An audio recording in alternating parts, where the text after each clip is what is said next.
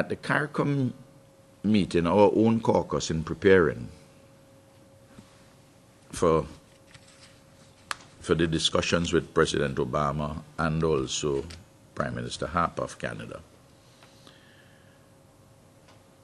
a view was expressed at the meeting that I should raise the issue concerning Ambassador Gonsalves in the meeting with President Obama, and I.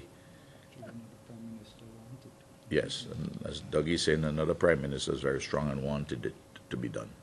So I had to urge them not to. I brought them up to date as to where we were and thought that the American government, the federal government, was keeping its word and responding, in our view, appropriately and satisfactorily on the issue.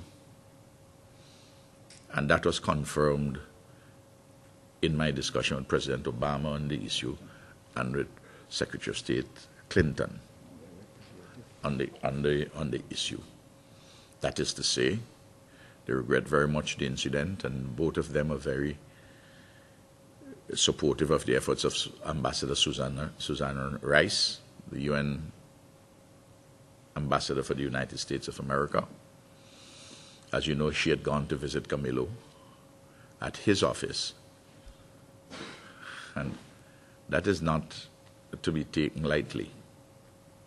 It is the first time since independence that a cabinet member of the U.S. government, who is also the permanent representative to the United Nations, visited the the mission of any of these countries in the Caribbean. You will go to them. But she went to Camillo, and the significance of it is this. She was at the time chairing a meeting on the Tuesday in question.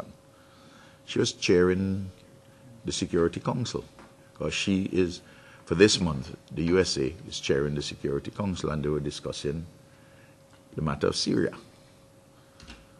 And she had to ask them to allow her to leave to go to do this meeting with Camillo, at which, as you have seen the report in the press, she expressed regret for herself and on behalf of her government. And she was the report given to me is that she was very warm and sincere, and from the comments which she made, and she convinced me that they had taken the matter seriously, and they had reiterated their commitment towards the Vienna Convention and also to the host agreements which they have between the United Nations and the United States of America. And she, in fact, Ambassador Susan Rice, in fact, followed up. That was on Tuesday. Followed up on Thursday by sending an invitation for Camillo,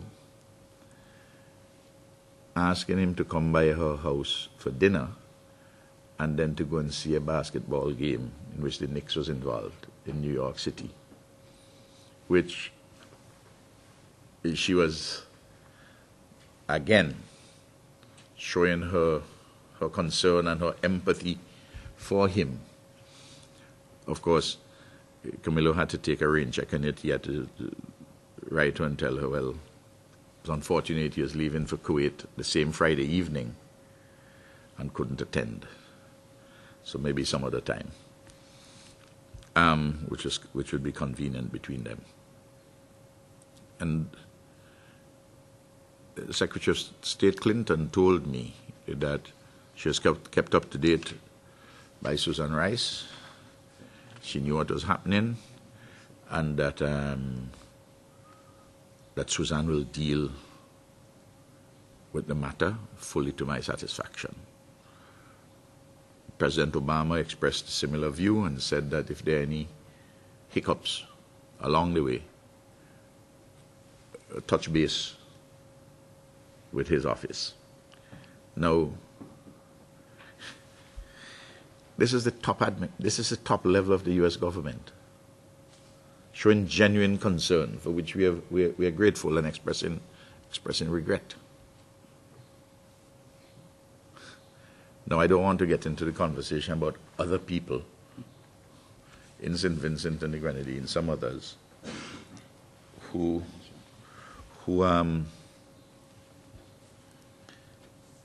just inject partisan domestic politics into an issue which ought not to be. At the summit of the Americas, around the table, leaders came to me expressing solidarity. They did also with Foreign Minister Slater. I want to say this, before Camillo went off to Kuwait on Friday evening, Friday gone. The Friday which is just gone. A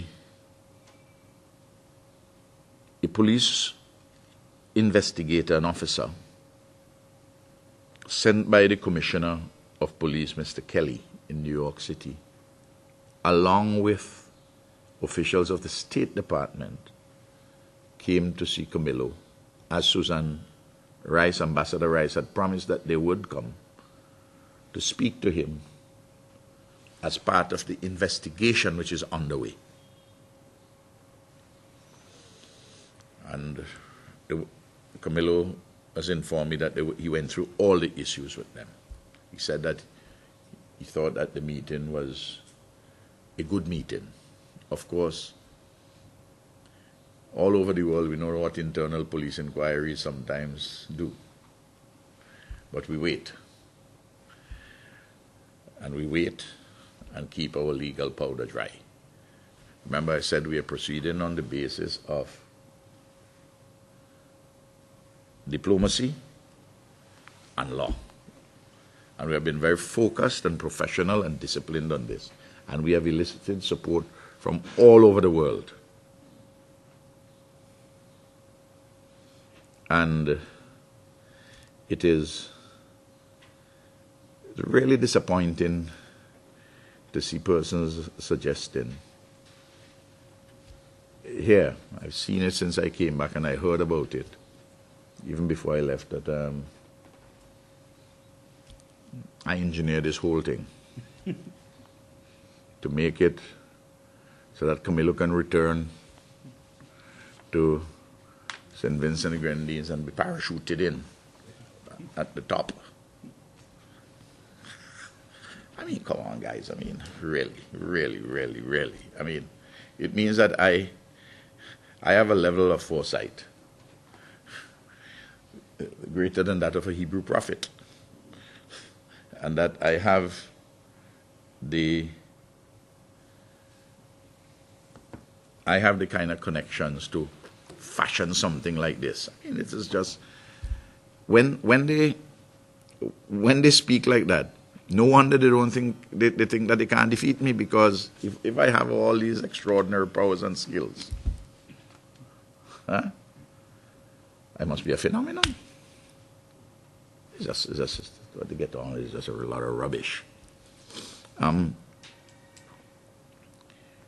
CARICOM has remained very firm. The Secretary General of CARICOM has himself written a letter. We have sent a letter to Camillo, that is, has sent communication to his office has sent to Commissioner Kelly, and I made it point that he had sent to Commissioner Kelly a letter where he's asking for an apology from the police force, the NYPD, and for training and sensitivity.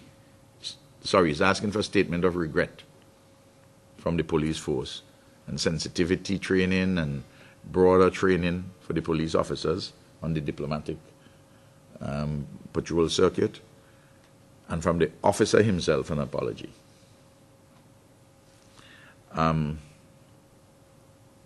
But that investigation is going on, and we'll see what is taking place.